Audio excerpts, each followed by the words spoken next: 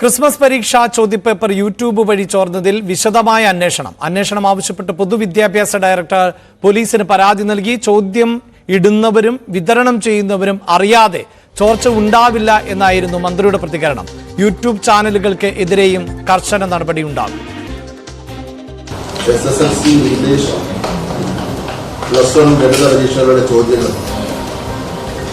Christmas പരീക്ഷയ്ക്ക് മുമ്പ് YouTube ചാനലുകളിൽ അടക്കം പ്രത്യക്ഷപ്പെട്ടതുമായി ബന്ധപ്പെട്ട് പൊതുവിദ്യാഭ്യാസ ഡയറക്ടർ, സംസ്ഥാന DGP, സൈബർ സെൽ എന്നിവർക്ക് പരാതി നൽകി. +1, +2 ക്രിസ്മസ് മോഡൽ പരീക്ഷകളുടെ ചോദ്യപേപ്പർ SCRT വർക്ക്ഷോപ്പ് നടത്തിയാണ് ചെയ്യുന്നത്. ഇക്കാര്യത്തിൽ കുറ്റവാളികളെ കണ്ടെത്തി നിയമത്തിന് മുന്നിൽ കൊണ്ടുവരും. വാർത്തയുടെ വിശദാംശങ്ങളുമായി VV അരുണാണ് ചേരുന്നത്. അരുൺ, ഇത്തരത്തിൽ ചോദ്യപേപ്പർ ചോർന്നതിൽ പ്രതിപക്ഷ യുവജന വിദ്യാർത്ഥി സംഘടനകൾ വലിയ പ്രതിഷേധവുമായി രംഗത്ത് വന്നിരുന്ന പശ്ചാത്തലം കൂടിയുണ്ട്. ഇപ്പോഴിതാ അന്വേഷണത്തിന് നിർദ്ദേശം നൽകിയിരിക്കുന്നു. എന്താണ് വിവരങ്ങൾ? അഭിലാഷ്, സർക്കാർ സ്ഥിരീകരിക്കുകയാണ് ഇത്തരത്തിൽ SSLCയുടെ ഇംഗ്ലീഷ്, മാത്സ് പരീക്ഷകളുടെ ക്രിസ്മസ് പരീക്ഷകളുടെ ചോദ്യപേപ്പർ ചോർന്നിട്ടുണ്ട്. ഇതുമായി ബന്ധപ്പെട്ട പരാതി നൽകുമെന്നാണ് യൂട്യൂബ് ചാനലിലടക്കം. അതായത് കൃത്യമായ ചോദ്യങ്ങളാണ്. അതായത് ഇത്രയധികം രീതിയിൽ ചോദ്യങ്ങൾ വരുമെന്ന് പറഞ്ഞൊരു യൂട്യൂബ് ചാനൽ, സ്വകാര്യ യൂട്യൂബ് ചാനലാണ് ഈ വിവരങ്ങൾ ആദ്യം പുറത്തുവിട്ടത്.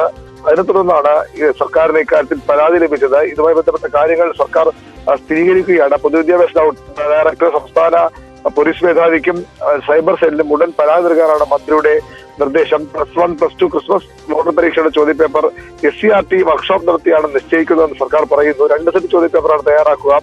അതിലൊരു സെറ്റ് തിരഞ്ഞെടുത്ത് സംസ്ഥാനത്തിന് പുറത്തുള്ള കോൺഫിഡൻഷ്യൽ പ്രസിൽ പ്രിന്റ് ചെയ്ത് അവർ തന്നെ 14 ജില്ലാ കേന്ദ്രങ്ങളിലും എത്തിക്കുകയാണ് ചെയ്തത്.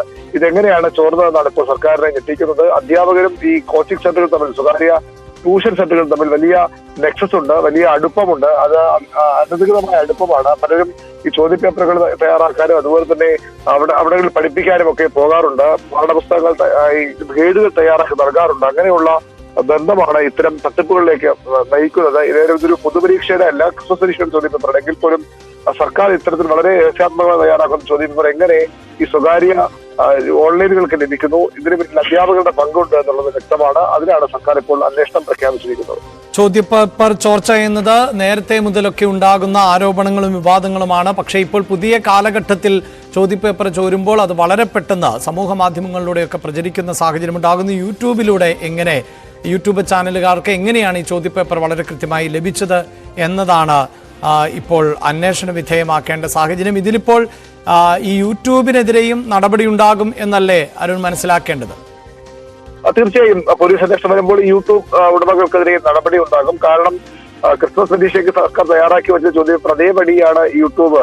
അവർ അവരുടെ വരിക്കാരെ കൂട്ടാൻ, അവരിലേക്ക് ആളുകളെ ആകർഷിക്കാൻ സ്വാഭാവികമായും ഒരു മത്സരാധിഷ്ഠിതമായി ഇത്തരം കാര്യങ്ങൾ കണ്ടെത്തുമ്പോൾ അത് സർക്കാരിന്റെ ചോദ്യപേപ്പർ ചോർത്തിയാകുന്നു എന്നുള്ളതാണ്. സാധാരണഗതിയിൽ മാതൃകാ ചോദ്യപേപ്പറൊക്കെയാണ് ഇത്തരം ഈ മത്സര പരീക്ഷാ കേന്ദ്രങ്ങളും ട്യൂഷൻ സെന്ററുകളും ഒക്കെ പുറത്തുവിടുന്നത്. അതായത് ഈ ഇത്തരം ചോദ്യങ്ങൾ വരാൻ സാധ്യതയുണ്ട്. 10ൽ 5ഉം 6ഉം ഒക്കെ ചോദിക്കുകയും ചെയ്യാം. കാരണം ഒരേ ടെക്സ്റ്റ് ബുക്കിൽ നിന്നുള്ള ചോദ്യങ്ങളാണല്ലോ പരീക്ഷയ്ക്ക് വരുന്നത്. പക്ഷെ ഇതങ്ങനെയല്ല.